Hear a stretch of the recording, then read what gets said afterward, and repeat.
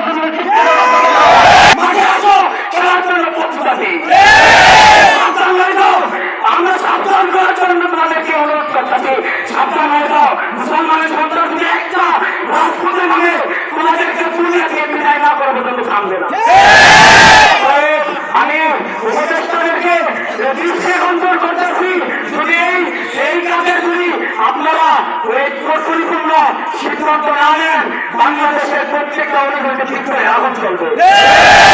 বাংলাদেশ থেকে ছাত্র লীগের একটি সংগঠনকে নিষিদ্ধ করেছে। সেই সংগঠনটি এই ইসলামের সাথে জড়িত হয়ে এই হত্যাকাণ্ড ঘটিয়েছে। সেই আদালত প্রাঙ্গণে সাইফুল ইসলাম নয়নকে যারা হত্যা করেছে তাদের ভিতরে 6 জন ছিল ছাত্রলীগ নিষিদ্ধ ঘোষিত সংগঠন ছাত্রলীগের সদস্য। তাই আমরা সকল ছাত্রলীগ এবং শিক্ষক সদস্যদেরকে হুঁশিয়ার দিয়ে বলতে চাই, এই বাংলার জমিনে আপনাদের ঠাঁই হবে না, এই বাংলার জমিনে আপনাদের কোনো ঠিকানা হবে না। এটা দিল্লি নয়, এটা ঢাকা। স্পষ্ট ঘোষণা, আমাদের অন্তর্বর্তী সরকারকে যদি কেউ অস্থিতিশীল করতে চায় তাদের পিঠের চামড়া উঠিয়ে ফেলবো। কথা ঠিক না বেঠে? হিন্দুদের সাথে আমাদের কোনো বিরোধ নেই, বৌদ্ধদের সাথে আমাদের কোনো বিরোধ নেই, খ্রিস্টানদের সাথে আমাদের কোনো বিরোধ নেই। আমাদের বিরোধ সন্ত্রাসী সংগঠন ইসকনের বিরুদ্ধে। ইসকনকে এই বাংলাদেশে নিষিদ্ধ ঘোষণা করতে হবে। ومنك السلام تبارك يا ذا الجلال والإكرام.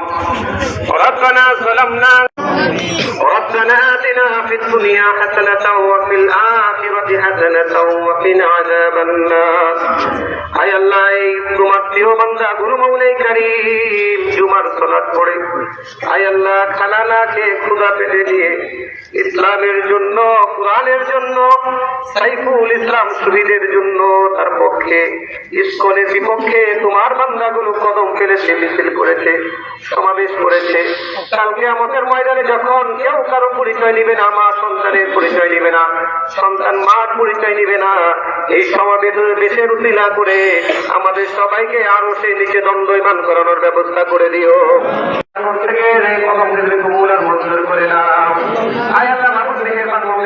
বিশেষ করে মুজাহিদ ভাই এবং তার বাবা তোমার প্রিয় বান্দা সাইফুল ইসলাম মুসলমানদের জন্য কলম ধরেছে, তাদের পক্ষে কথা বলেছে। যুবকগুলাকে মাওলাই কারীম জিহাদের জন্য তুমি কবুল আর মঞ্জুর করে নাও। এই যুবকগুলাকে হযরতে আবু বকর ওমরের মতো কবুল আর মঞ্জুর করিয়া নাও। আয় আল্লাহ বৃদ্ধ বাবাদের দীর্ঘ নেক হায়াতে তৈবা দান করে দাও। ছাত্র আন্দোলন করে মাওলাই কারীম অনেক ছাত্ররা শহীদ হয়েছে, তাদেরকে তুমি জান্নাতের উচ্চ মাকাম দান করিয়া দাও। রব্বিল ইজ্জাতি আম্মা ইয়াসিফুন ওয়া সালামুন আলাল মুরসালিন ওয়ালহামদুলিল্লাহি রাব্বিল আলামিন।